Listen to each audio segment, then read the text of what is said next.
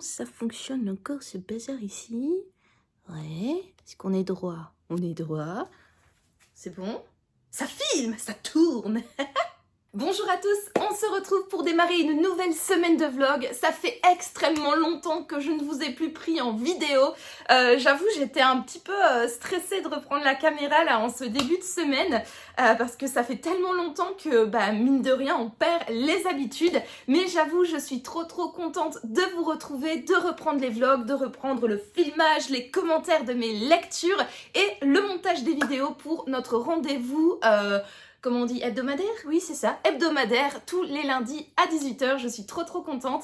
Comme vous pouvez le voir, je suis bien rentrée de mes vacances. Ça m'a fait du bien de prendre une petite pause. 3 semaines, franchement, c'est vraiment un break idéal. On a le temps de bien décompresser, de se vider la tête, de profiter et de bien se reposer. Et je suis donc pleine d'énergie et d'attaque pour reprendre ces vlogs avec vous.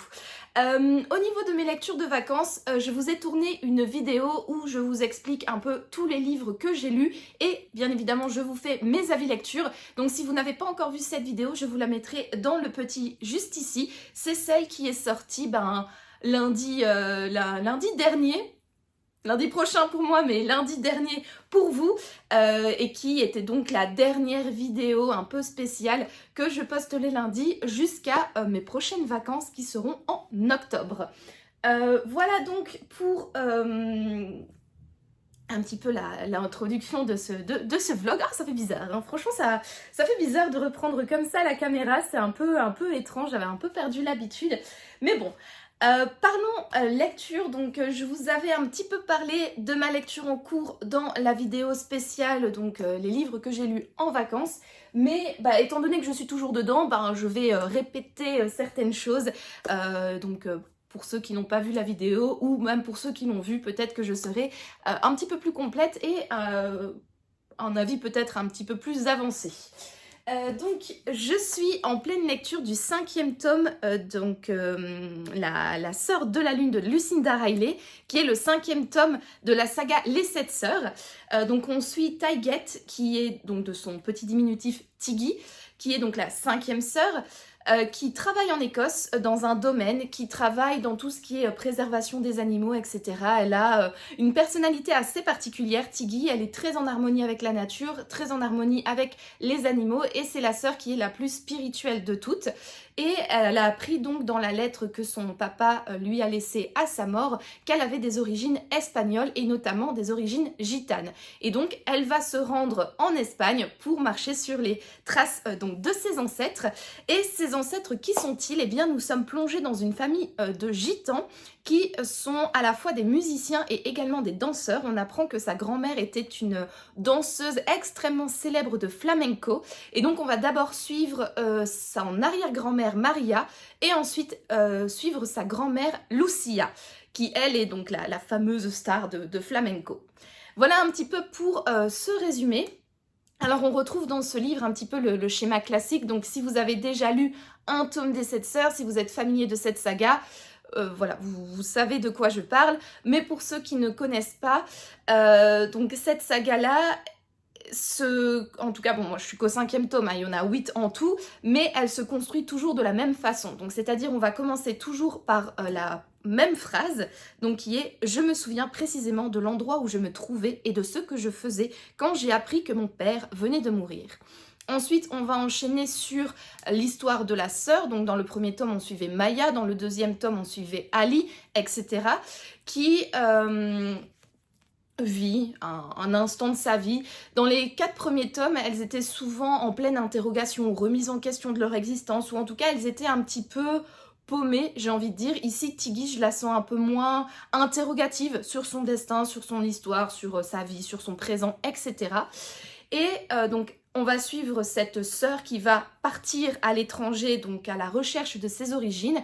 Et en parallèle, donc on va avoir je sais pas, peut-être une dizaine de chapitres avec la sœur au présent. Et puis ensuite, on va avoir une dizaine de chapitres dans le passé, dans un membre, où on va découvrir l'histoire d'un membre de la famille de cette sœur. C'est majoritairement un personnage féminin également, une femme qui fait partie de l'entourage et des ancêtres de la mère biologique de la sœur du tome, parce que oui, ça c'est vrai, je ne l'ai pas précisé, mais toutes les sœurs, donc les 7 sœurs, 6-7, parce qu'il y en a une qui a disparu, enfin bref, voilà, elles ont toutes été adoptées, donc elles ont toutes des parents biologiques, et donc elles vont partir à la recherche de ces parents biologiques, et donc de l'histoire de leur famille.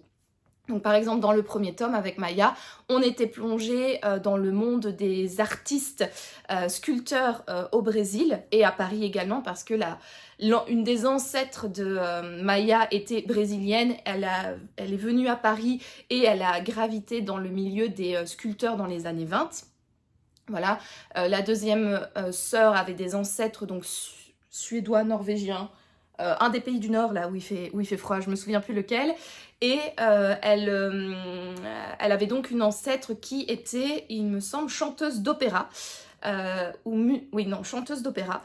Et voilà, donc on va suivre à chaque fois comme ça un des ancêtres de la famille, qui n'est pas forcément la mère biologique, mais quelqu'un de l'entourage, de la famille, de la mère biologique. À chaque fois, ça tourne autour d'une thématique particulière. Donc je l'ai dit, le premier tome, c'était le milieu de la sculpture. Le deuxième tome, le milieu de la musique et du chant. Le troisième tome, c'était la littérature. Et le quatrième tome, c'était les fermes perlières. Donc tout ce qui était le business autour de la production et du récoltement, de la récolte des perles. Donc en Australie, et on va voyager ainsi dans les 4 coins du globe. Donc je l'ai dit, le premier tome on sera entre Paris et le Brésil, le deuxième tome on sera en Norvège, le troisième en Angleterre, le quatrième en Australie, une partie se déroule également en Thaïlande, et ici donc avec Tiggy nous sommes en partie en Écosse et également en Espagne. Et en Espagne donc ça commence au début du XXe siècle, et là où j'en suis maintenant, on est lors des révoltes des nationalistes, donc en 1936, quand Franco va prendre le pouvoir en Espagne, quand il y aura la guerre civile. Voilà un petit peu pour la mise en contexte, le résumé, etc. Donc je vous l'ai dit, ça se construit toujours de la même manière, donc on a une partie au présent, une partie au passé, et il y a également des thématiques récurrentes dans ces livres-là. Donc au niveau des parties au présent, je l'ai dit, dans les 4 premiers tomes, je trouvais que les sœurs étaient un petit peu paumées et étaient en recherche de questions, chacune pour des raisons différentes, hein, bien évidemment, étaient en recherche de réponses, pardon, à leurs questions, chacune pour des raisons complètement différentes, hein, bien évidemment. Ici, Tiggy, j'ai l'impression que c'est un peu différent. Je ressens une différence parce que je la sens un peu moins interrogative que ses sœurs. Il lui arrive des choses, elle est, comme ses sœurs, elle est très gentille, très bienveillante, très ceci, cela, un peu plate, je trouve, parce qu'elle est trop gentille avec les personnes qui l'entourent. Moi, il y aurait déjà 1 ou 2 personnages, je les aurais bien envoyés à la merde, je vous le dis, mais là, elles sont toujours hyper gentilles, hyper bienveillantes, etc. Mais je la trouve un peu moins en recherche de réponses et un peu moins en interrogation de son présent et de son existence que ses sœurs. Donc sur ce point de vue-là, ça change et ça fait du bien.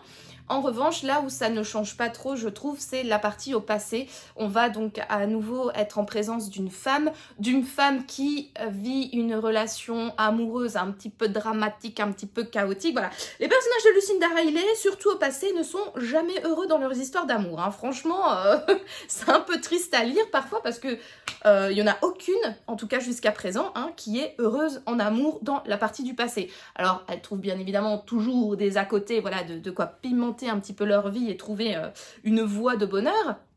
Mais en général, le fin fond des histoires d'amour, c'est toujours un petit peu dramatique. Hein. Voilà, donc là, sur ce schéma-là, on reste constant.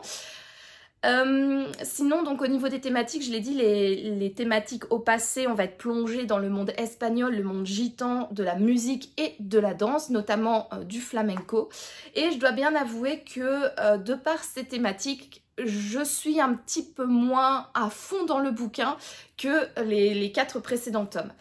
C'est vrai que moi, la culture espagnole, que ce soit musicale, artistique, même en peinture, en sculpture, etc., c'est pas vraiment une culture qui m'intéresse. J'ai toujours eu énormément de mal, non, on va dire pas beaucoup d'intérêt et un peu de mal à me pousser à m'intéresser à la peinture espagnole, à l'art espagnol, etc. C'est un pays qui ne m'attire pas trop. C'est vrai qu'il y a quelques vlogs de cela au mois de décembre, je suis allée à Madrid pour fêter l'anniversaire de mon mari. Je vous ai un peu parlé de mon voyage, montré voilà, des marque-pages que j'avais ramenés du Prado, qui étaient essentiellement des marque-pages autour de peintres espagnols. Et voilà, si Goya m'intéresse un tout petit peu, Velázquez également, ce n'est pas non plus des peintres vers lesquels je me tourne et que je me renseigne énormément. Je veux dire, voilà, si par exemple il y a à Paris une exposition sur Goya, si j'ai l'occasion, j'irai la voir, mais ce sera pas un must to do pour moi absolument. Pareil pour Velázquez, etc. Et voilà, je sais pas pourquoi, je suis jamais vraiment allée en Espagne en vacances. Je sais pas, c'est vraiment un pays en fait qui ne m'intéresse pas. Là, nous sommes allés, donc comme je l'ai dit, à Madrid au mois de décembre. C'était surtout parce que mon mari avait déjà été dans cette ville et il en gardait un super bon souvenir et il avait envie de me faire découvrir cette ville. Et c'est vrai qu'après la vie de mon mari, j'étais extrêmement curieuse de découvrir cette capitale. Mais voilà, c'est vrai que ça fait des années que je me dis qu'il faudrait que j'aille à Barcelone parce que j'aimerais bien aller voir la Sagrada Familia de mes yeux, parce que j'aime bien Goya. Goya, qu'est-ce que je raconte? C'est pas du tout Goya. De Gaudí, pardon, Goya, rien à voir. Voilà, je trouve que ce que Gaudí a fait de la Sagrada Familia, c'est une architecture extrêmement particulière, unique au monde, et que c'est pour le coup, c'est un must to see, hein, n'est-ce pas? Mais c'est vrai que autant je me dis depuis des années qu'il faut que j'aille à Barcelone, je ne l'ai jamais fait, alors que par exemple Florence c'était mon voyage de rêve, et dès que j'ai eu un petit peu d'argent, quand j'ai terminé mes études, je suis directement partie à Florence. Pareil pour Venise, pareil pour Rome, etc. Pareil pour d'autres villes des pays de l'Est, des pays du Nord, etc. Enfin bref. Pour résumer un petit peu, voilà, l'Espagne c'est clairement un pays, une culture, une histoire pour laquelle personnellement je n'ai pas beaucoup d'intérêt. Je m'intéresse pas beaucoup à ce pays, à cette histoire, etc. Et donc du coup ici dans ce tome, d'être plongé en plein cœur d'une culture relativement particulière espagnole, c'est clair que j'ai moins d'atomes crochus. Alors par exemple, je suis pas musicologue non plus, et pourtant quand j'ai lu le deuxième tome qui était autour de la musique et de l'opéra, j'ai totalement accroché. Donc voilà, c'est pas parce que j'ai des... Comment dire, pas parce que c'est pas mon intérêt numéro un, c'est clair que le premier tome, l'histoire au passé, j'ai totalement accroché, j'ai totalement adoré, parce qu'on était vraiment plongé dans le milieu de l'art déco, les ateliers de sculpteurs à Paris, donc ça avait tout pour me plaire. Mais voilà, le deuxième tome, donc qui était autour de la musique, ça m'avait quand même bien plu, parce que voilà, j'ai un petit intérêt pour la musique, pas extrêmement grand, mais quand même ça m'avait bien plu. Or ici, la danse, c'est pas un des arts qui m'intéresse. Ouais, voilà. Donc une culture qui m'intéresse pas, un art... Ouais, voilà, bref.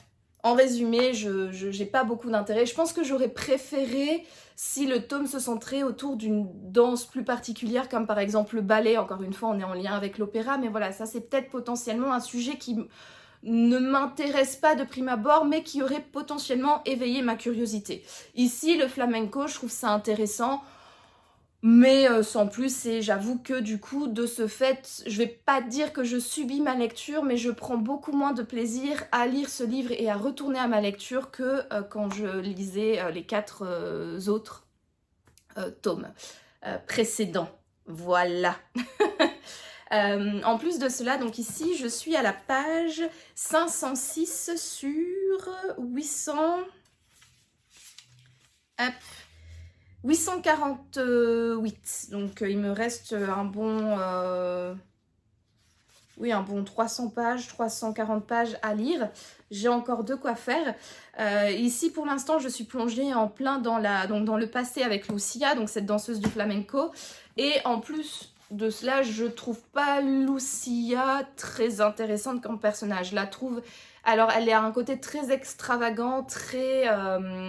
comment on dit ça, très diva, qui est assez rigolo. Mais je sais pas, je la trouve moins attachante, je la trouve moins... J'ai moins d'atomes crochus avec ce personnage qu'avec les autres personnages du passé. Donc voilà, un avis qui est quand même plus négatif, entre guillemets, hein, bien évidemment, que quand je lisais les autres livres. Mais je dois dire que, mine de rien, je prends quand même... D'un côté, je prends quand même du plaisir à retourner à ma lecture et à lire ce livre parce qu'on retrouve quand même la plume hyper agréable de Lucinda Riley. Je trouve qu'elle a l'art, en fait, de nous raconter une histoire. Le livre, c'est une pavasse. Il y a beaucoup, je trouve, de passages qui sont potentiellement un peu inutiles. Mais je trouve que, je sais pas, c'est tellement bien écrit qu'en fait, ça passe.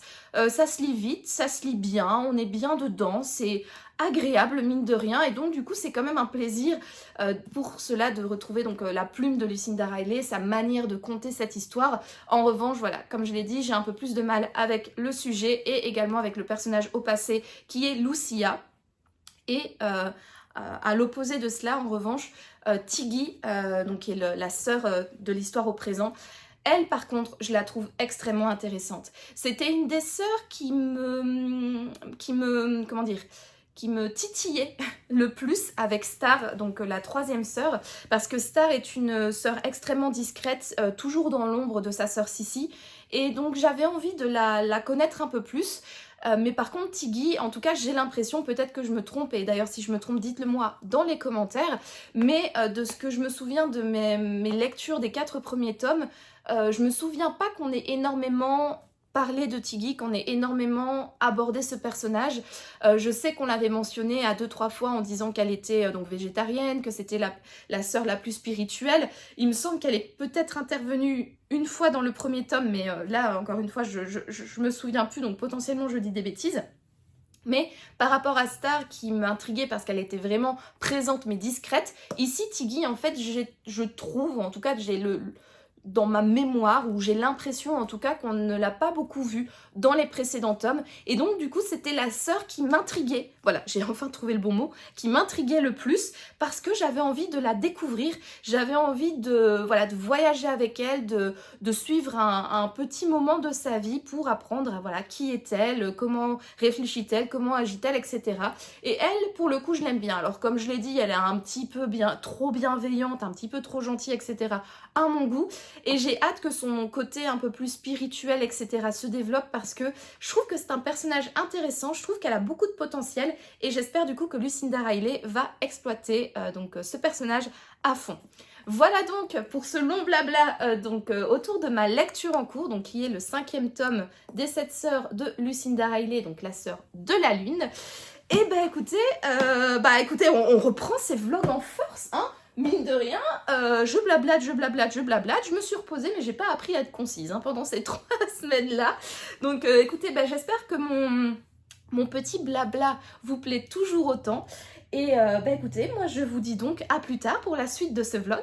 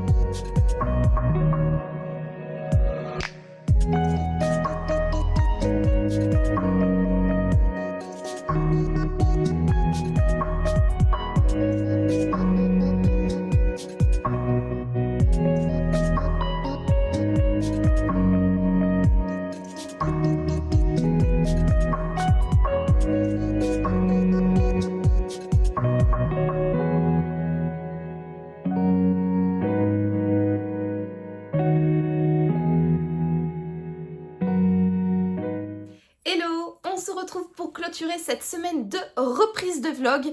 Et quelle semaine. C'était déjà, on va pas se mentir, hyper dur de reprendre le rythme du travail après 3 semaines de vacances. Franchement, devoir se lever à 6 heures, aller bosser, c'est quand même plus sympa de se lever un petit peu plus tard, de faire du slow morning et puis de passer la journée au bord d'une piscine en plein soleil à lire, hein, n'est-ce pas, que d'aller bosser. Donc franchement, c'était pas évident la reprise, je vais pas mentir, j'étais assez fatiguée. En plus, niveau travail, ben forcément, hein, j'ai dû rattraper tout ce qui s'est passé sans moi au boulot. Et on a également eu pas mal d'événements, donc autant vous dire que j'étais bien occupée cette semaine. Heureusement, vendredi le 9 mai, c'était férié, c'est férié au Luxembourg. Alors je sais qu'en France, c'est le 8 mai qui est fermé, qui est férié, pardon, pour célébrer la fin de la Seconde Guerre mondiale. Mais au Luxembourg, on ne fête pas le 8 mai, on fête le 9 mai, qui est la journée de l'Europe. C'est un jour férié national. Et je pense qu'on doit être l'un des seuls pays européens à avoir férié ce jour-là. Donc voilà, donc vous, enfin en tout cas pour ma communauté française, vous c'était jeudi qui était férié. Pour nous les Luxembourgeois, c'était vendredi. Les Belges et les Suisses, c'était une semaine de 5 jours. J'espère que ça a été. Franchement, courage à vous, honnêtement, je sais ce que c'est que d'avoir une semaine de 5 jours et je sais à quel point c'est fatigant et rageant de voir que d'autres personnes profitent un petit peu de leurs jours fériés. Bref, parenthèse là sur les jours fériés terminée. Donc heureusement c'était, donc, comme je l'ai dit, férié vendredi, donc j'ai quand même pu rester à la maison et lire un petit peu entre deux autres événements, enfin plein d'autres choses que j'ai fait ce week-end qui a fait que je n'ai pas beaucoup lu, mais quand même, j'ai quand même pu un petit peu me poser et lire, et j'ai donc terminé le 5e tome de la saga des 7 sœurs de Lucinda Riley, donc la sœur de la lune, et j'en suis ravie, parce que, bon déjà, je l'ai traîné un peu plus d'une semaine, et vous savez à quel point je déteste traîner un livre. Bon, celui-ci, il faut dire, hein, il est quand même gros, il fait 840 et des pages, donc...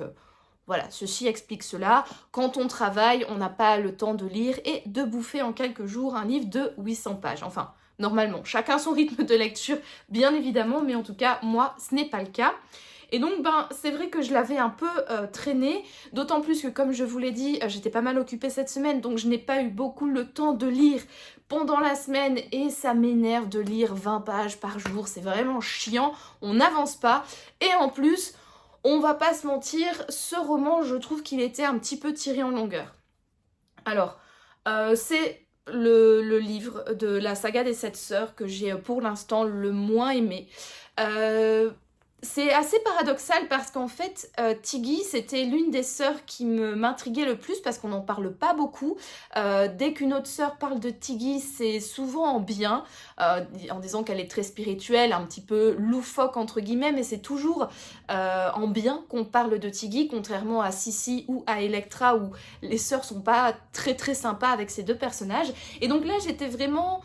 très intriguée de découvrir cette sœur, et j'ai bien aimé en fait partager quelques instants de sa vie avec elle, mais en fait j'ai trouvé qu'on, contrairement aux autres sœurs, alors le focus était bien évidemment fait sur elle, mais j'ai pas nécessairement appris à mieux la connaître en fait, j'ai pas vraiment eu l'impression de la découvrir, j'ai pas vraiment eu l'impression que ce tome a fait la mise en valeur. En fait, voilà, franchement, j'ai trouvé son personnage un petit peu bâclé.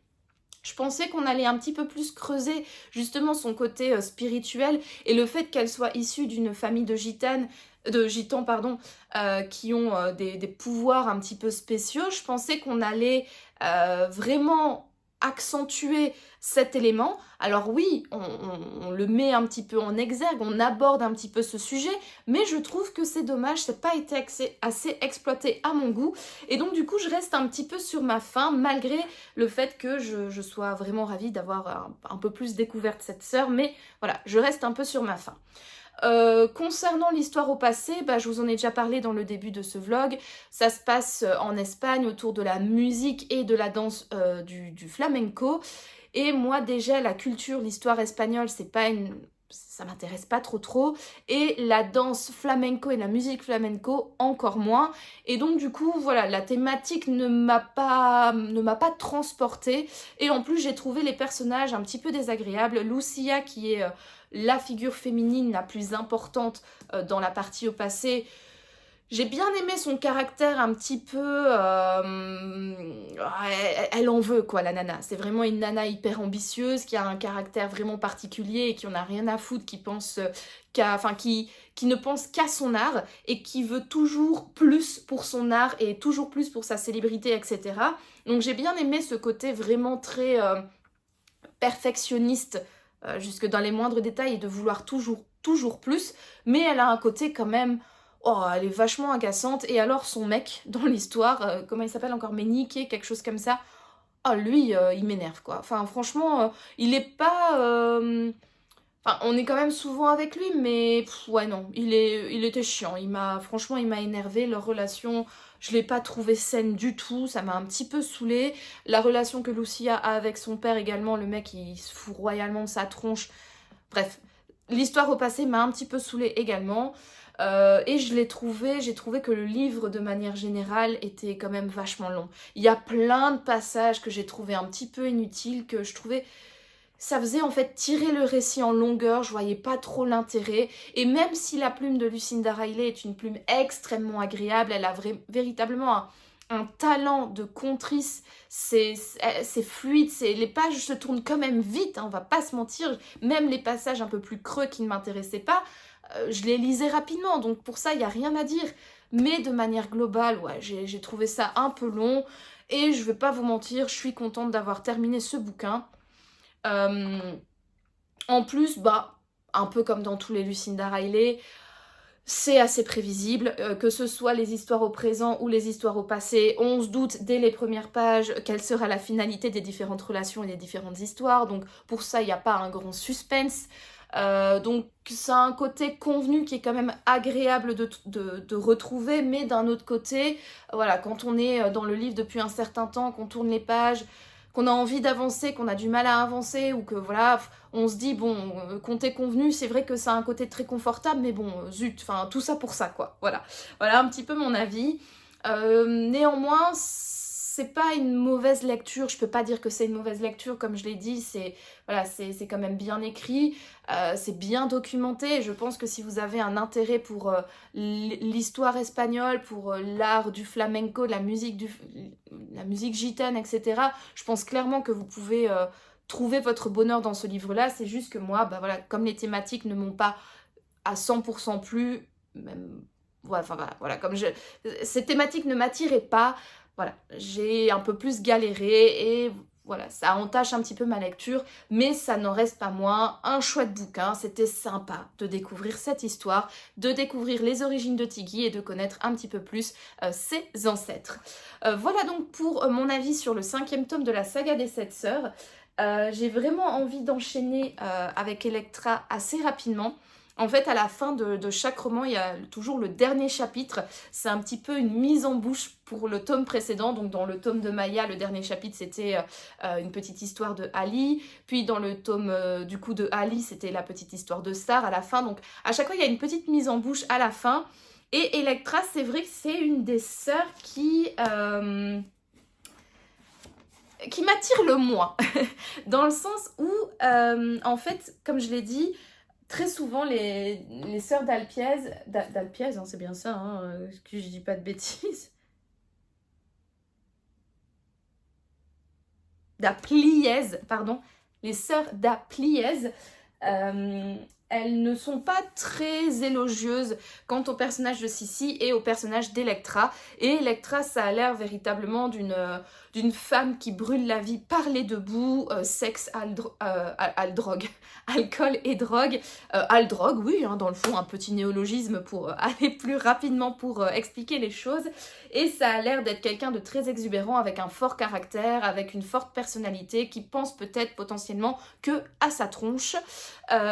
Tout comme Sissi, hein, elle est décrite également comme quelqu'un d'extrêmement exubérant, d'un peu égoïste, qui prenait véritablement le contrôle même de la vie de sa sœur, Star, la 3e sœur.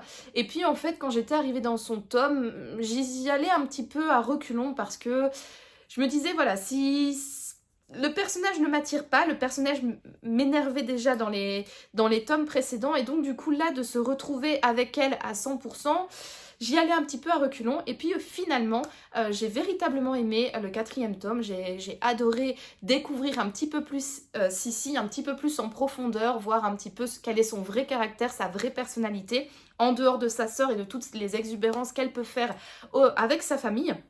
Et donc du coup là, je me dis que pour Electra, bien qu'on nous la vend comme quelqu'un de détestable, eh bien peut-être qu'en fait le tome va me permettre de mieux la découvrir et d'également m'attacher à elle, tout comme je me suis attachée à Sissi. Donc d'un côté j'ai extrêmement hâte parce que j'ai hâte de voir ce qu'il en est et de la découvrir un peu plus. J'ai également hâte parce que l'histoire au passé se passe au Kenya et moi les pays, donc Tanzanie, Kenya, Afrique du Sud, etc. C'est des pays qui me fascinent depuis que je suis toute petite. Et d'ailleurs, je pars en Tanzanie avec mon mari au mois d'octobre et j'ai trop hâte. Et donc, j'espère en fait découvrir un petit peu plus la culture africaine, la culture kenyane, d'aller dans des petits villages, découvrir voilà, ce monde qui me fascine tant.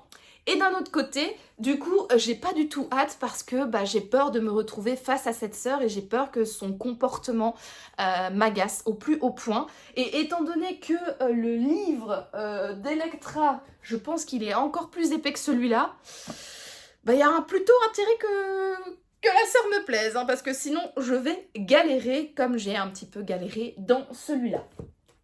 En tout cas, je pense vraiment ne pas tarder pour enchaîner parce que tant que j'ai encore toutes les histoires fraîches en tête, j'ai envie de continuer les tomes pour arriver au dernier, celui dédié à Passolt, donc qui est le 8e tome, qui donne un petit peu les résolutions de tous les mystères que l'on accumule depuis le premier tome.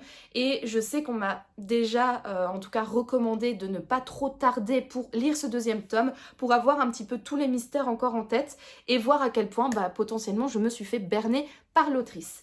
Donc voilà pour mon petit point autour de la saga des 7 sœurs de Lucinda Riley. J'ai terminé ce livre-là samedi. Ouais, samedi. Puis au final, j'ai pas pu enchaîner directement sur ma lecture que j'ai commencé aujourd'hui parce que j'ai eu plein de choses à faire. Mais j'ai quand même réussi à me caser un petit manga hier soir, donc dimanche soir. Et j'avais envie d'un petit manga, vous savez que j'aime bien en sortir de temps en temps de ma palle, et là j'avais envie d'un peu de douceur, j'avais envie de me divertir un petit peu, et donc je pense que vous, si vous me connaissez, si vous suivez les vlogs depuis pas mal de temps, vous pouvez potentiellement savoir quel type de manga j'ai sorti de ma palle.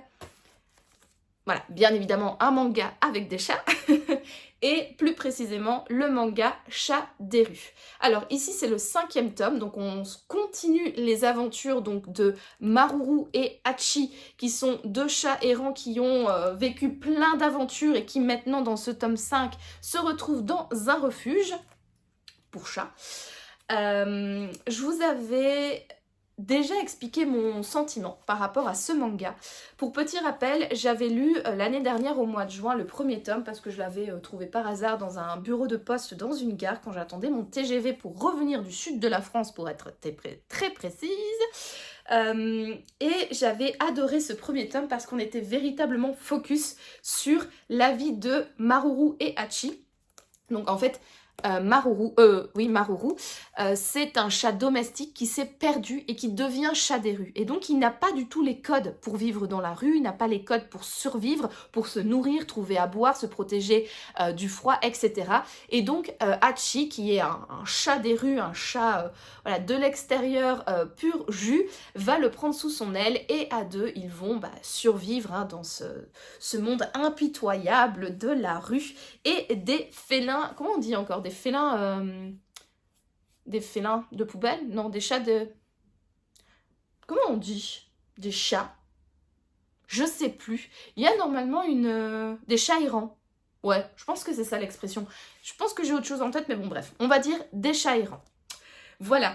Sauf que je vous avais un peu expliqué qu'au fur et à mesure, surtout, il me semble, à partir du tome 3, le focus de l'histoire passe un peu plus sur les humains. Donc il va se passer quelque chose je sais plus si c'était dans le tome 2 ou dans le tome 3, mais Maruru et Hachi vont être attrapés par des humains qui gèrent un foyer pour chats errants et qui vont du coup les amener dans ce foyer et en prendre soin. Et du coup le focus en fait ne va plus être l'histoire ne va plus être centrée sur les chats et leur débrouillardise ou comment ils s'habituent à leur nouvel environnement, mais ça va être beaucoup plus axé sur les humains et sur tout le côté très informatif, donc c'est-à-dire comment on gère un refuge au Japon, comment on s'occupe d'un chat errant, quelles sont les différentes étapes, donc on l'attrape, on le met en quarantaine, on le rase, s'il faut, nanani, donc ils expliquent tout, on le stérilise, on lui coupe l'oreille pour bien montrer qu'il est stérilisé, etc.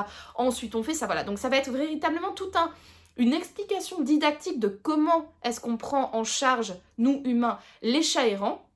Et au fur et à mesure, ça va continuer sur ce côté beaucoup plus pédagogique, beaucoup plus didactique, qui prend un peu plus d'ampleur. On ne va plus rester uniquement sur comment est-ce qu'on gère les chats en refuge, mais également sur comment se passe la gestation d'une femelle, comment est-ce qu'elle accouche de ses enfants, comment elle prend soin de ses enfants, qu'est-ce qui détermine la couleur de leur pelage, comment est-ce qu'on s'occupe d'un chat qui a ce caractère, comment est-ce qu'on s'occupe d'un chat qui a ce caractère, qu'est-ce qu'on fait pour un chat qui a ses problèmes, etc. Donc ça devient véritablement plus didactique. Et moi je trouvais ça dommage parce que bien que ce soit intéressant, moi de base j'avais commencé cette série de mangas parce qu'en fait c'était focus sur les chats, leurs débrouilles, leur interaction entre eux, leurs problèmes de clan, leurs problèmes de recherche de nourriture, les côtés un petit peu mignons que parfois les chats errants peuvent offrir à des passants, etc.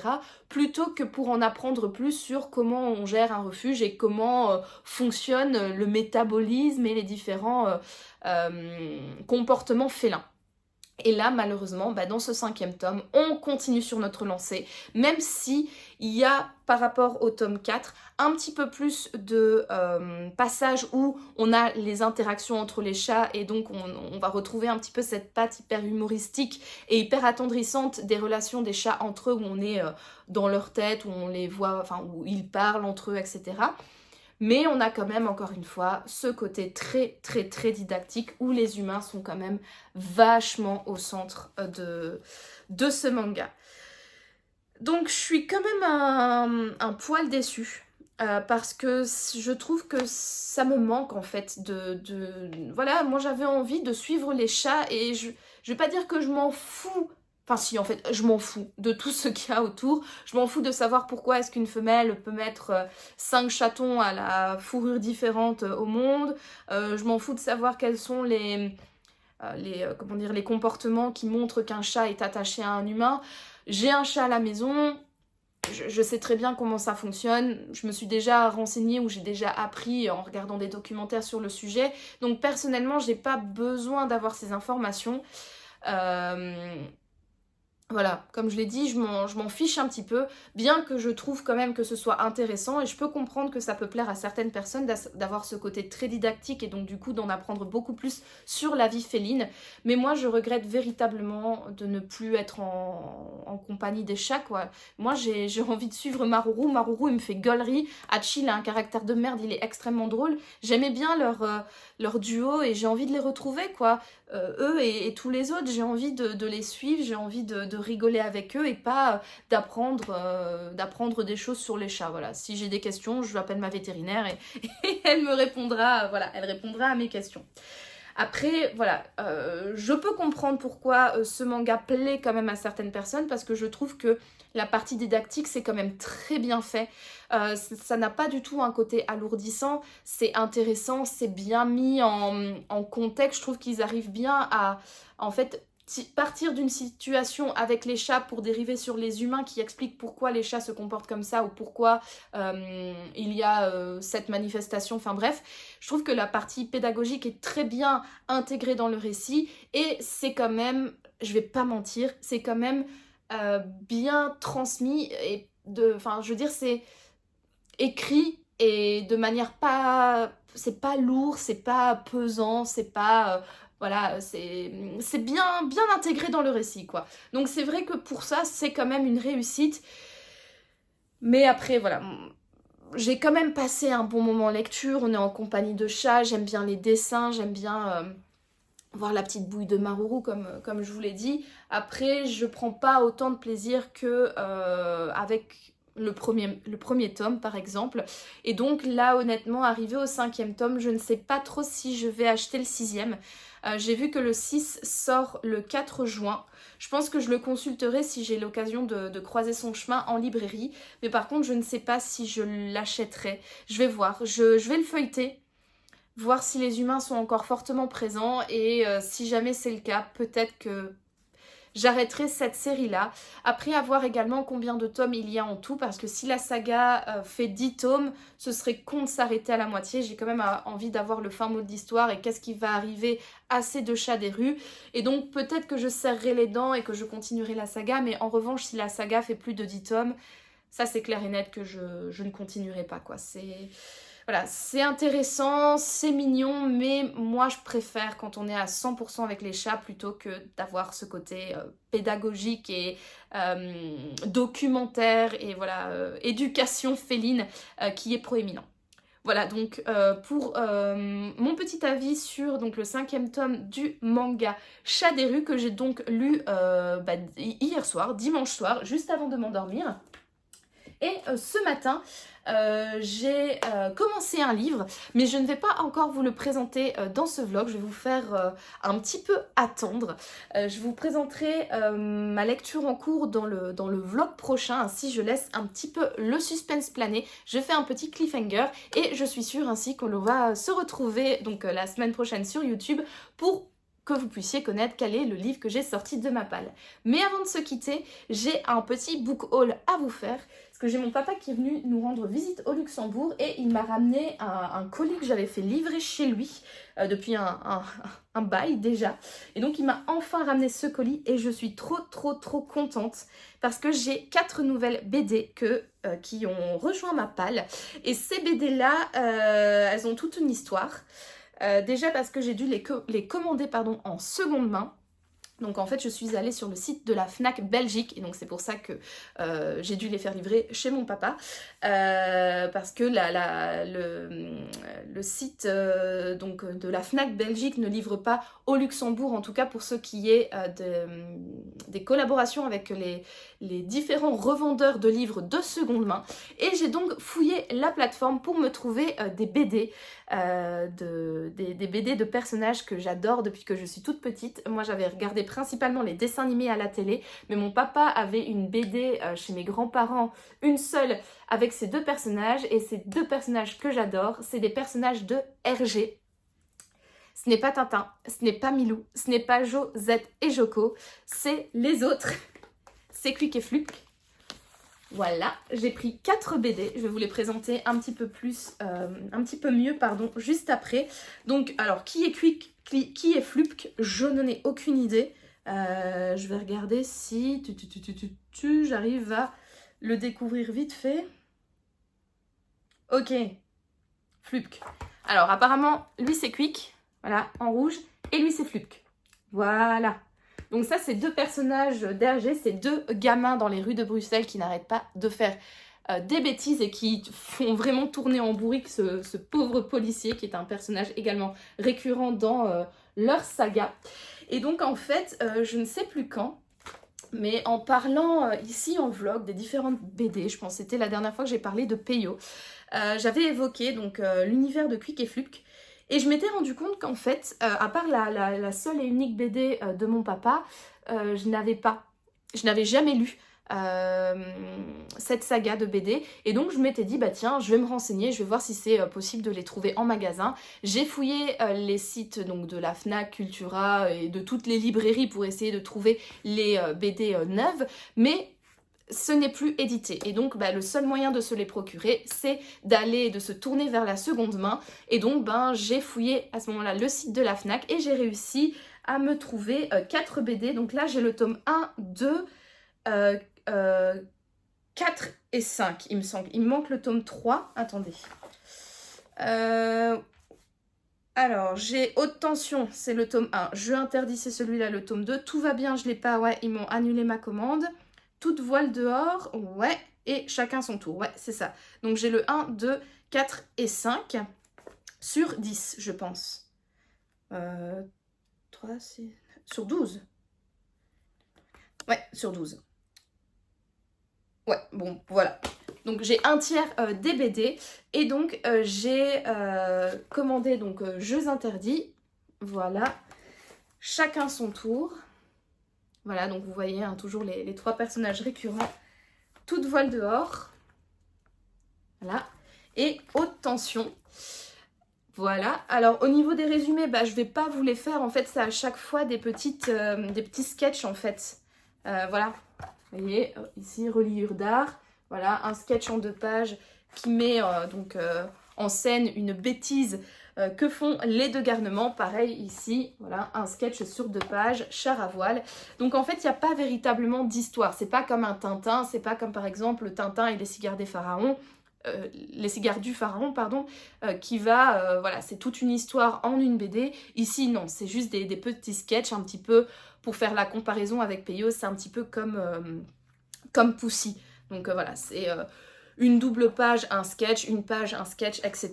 Et donc il n'y a pas d'histoire générale et d'histoire continue. Donc voilà, donc il n'y a pas véritablement de résumé à vous faire, juste vous présenter donc les personnages qui sont des grands classiques hein, quand même de la BD belge, même si ces 2 garnements sont moins connus que Tintin.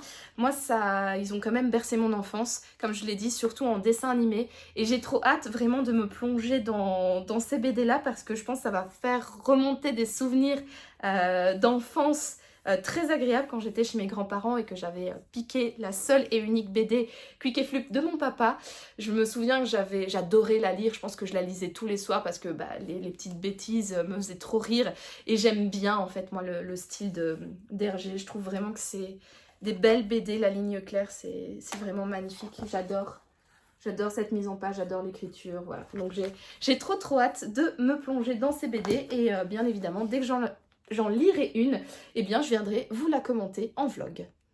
Et voilà, c'est sur ce book haul bien belge une fois que je clôture cette semaine de vlog. Je vous remercie d'avoir regardé cette vidéo. Si elle vous a plu, n'hésitez pas à me laisser un petit pouce bleu ainsi qu'un commentaire pour me dire ce que vous en avez pensé et à vous abonner à ma chaîne pour me soutenir. En attendant, moi comme toujours, je vous souhaite de passer une agréable journée, une agréable soirée ou une agréable nuit, peu importe. Et je vous dis à bientôt pour de nouvelles aventures livresques. Ciao!